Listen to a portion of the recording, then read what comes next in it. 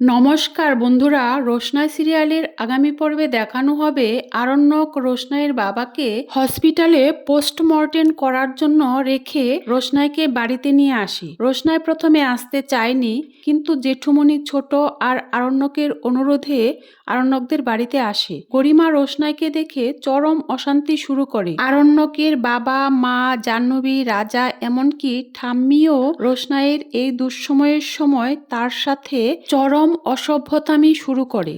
গরিমা রোশনাইকে বলে, তুমি এখানে কেন এসেছ?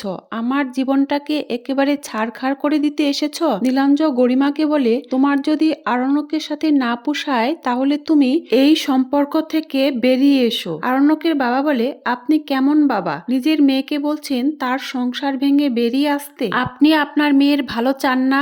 নীলাব্জ বলে, আমি যতটুকু জানি আমার মেয়ে আরণ্যকের সাথে ভালো নেই। রোশনাই তখন হাত জোর করে বলে, প্লিজ আপনারা আমার জন্য নিজেদের মধ্যে অশান্তি করবেন না, আপনারা আমাকে যেতে দিন, আমি আমার নিজের সমস্যা নিজেই মিটিয়ে নেব। আরণ্যকের মা বলে, এখন নাটক করছো? তুমি তো ভালো করেই জানো এ বাড়িতে কয়েকজন আছে যারা তোমাকে মাথায় করে রাখবে। ছোট এগিয়ে এসে বলে, হ্যাঁ আমরা তো রোশনাইকে মাথায় করেই রাখবো, ওর এই বিপদের সময় ও কোথায় যাবে বলো তো? তাছাড়া তোমার ছেলেই তো বলেছিল রোশনাই যদি এ বাড়িতে না আসে তাহলে ও রোশনাইয়ের কাছে গিয়ে থাকবে। সেটা কি ভালো হতো? গরিমার কি সেটা ভালো লাগতো? তোমরাই বলো। ঠাম্মি বলে, রোশনাই গরিমার বোন হয়, গরিমায় যখন রোশনাইকে মেনে নিচ্ছে না তাহলে দাদু ভাই আগ বাড়িয়ে গরিমাকে ইগনোর করে তুমি রোশনাইকে কেন এ বাড়িতে নিয়ে এসেছ?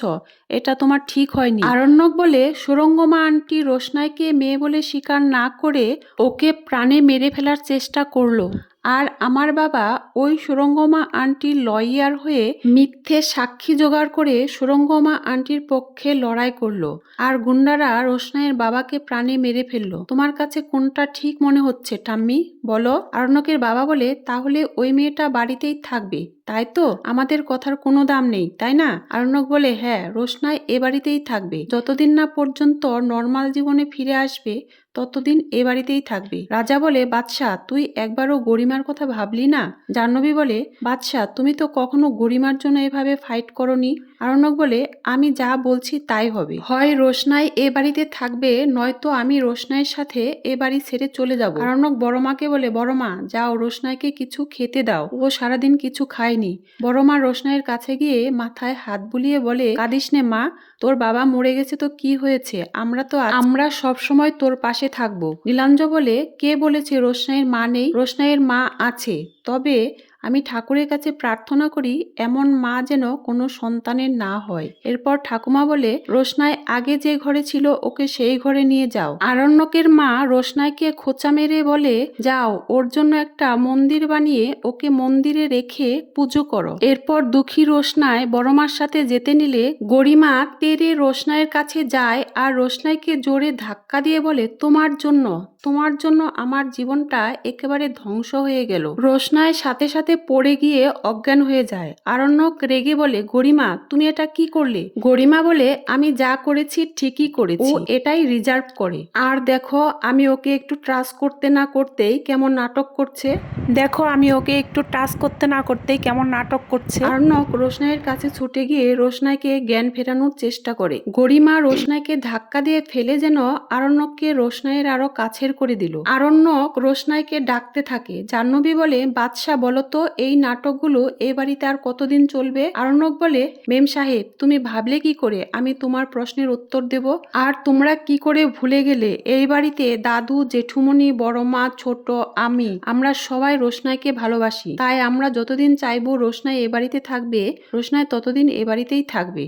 গরিমা বলে, আরণ্যক তুমি আমার সাথে এরকম ব্যবহার করতে পারো না। আরণ্যক বলে, তুমি চুপ করো গরিমা, আমি তোমার কোনো কথা শুনবো না। আর তোমার শরীরে যদি দয়া মায়া বলে কিছু থাকতো তাহলে তুমি রোশনাইয়ের এই দুঃসময়ে অন্তত এইরকম ব্যবহার করতে পারতে না। রোশনাই তোমার বোন হয় সে কথা ছেড়েই দিলাম, একজন মানুষ হয়ে যেভাবে মানুষের পাশে দাঁড়ায় তুমি সেইভাবে ওর পাশে দাঁড়ালে আমি খুশি হতাম। গরিমা বলে, তুমি কি ভেবেছ আমি কিছু বুঝি না? আমি বোকা? ও আমার কাছ থেকে তোমাকে কেড়ে নিতে এসেছে। আরণ্যক বলে, তোমার সাথে কথা বাড়িয়ে লাভ নেই, বড় মা চলো, রোশনাইকে ধরো, ওকে ঘরে নিয়ে চলো। এরপর আরণ্যক আর বড় মা রোশনাইকে ধরে ঘরে নিয়ে যায়। তো বন্ধুরা, রোশনাইয়ের জীবনে এই চরম দুঃখের সময়ও চ্যাটার্জি বাড়ির অনেকে রোশনাইয়ের পাশে নেই। তাই পরের এপিসোডে কি হতে চলেছে সেটা জানার জন্য অবশ্যই আমার পাশে থেকো।